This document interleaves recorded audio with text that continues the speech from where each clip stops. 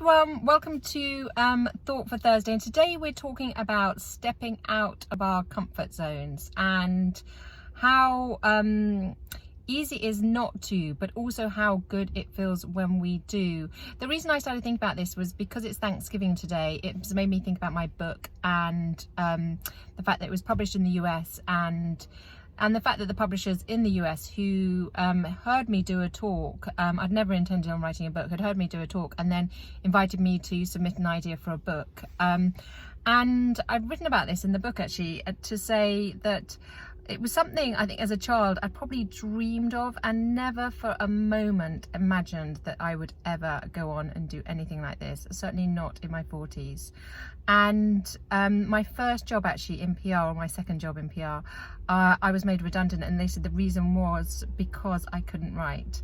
And I remember it was such a blow to my confidence at the time, but this is such a message, for me this is such a message to everyone, that if you have something in you and you have something you want to share, whether it's a book or another platform, that it's open to everyone, and not to allow in particular as women, our confidence or our self-belief to stop us from reaching that potential.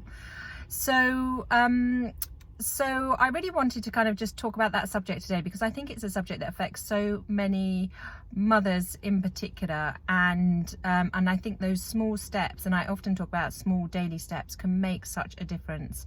And also keeping everything quite open. As I say, I was never for a moment imagine I would end up writing a book, but it was because someone locally had invited me to come and do a talk on her. She was doing a World Family Summit, and she lived very locally to me, so it kind of fitted. I think my daughter was at nursery at the time, so I had it was fitted just right to go and do the talk. And then this publisher in the US heard it, and so it's kind of really about, for me, the Beyond the School Run journey is about taking these opportunities, not forcing any of them, but also taking those steps and noticing how that feels. So when it feels really good and it lights you up, then you know to take another step in that direction.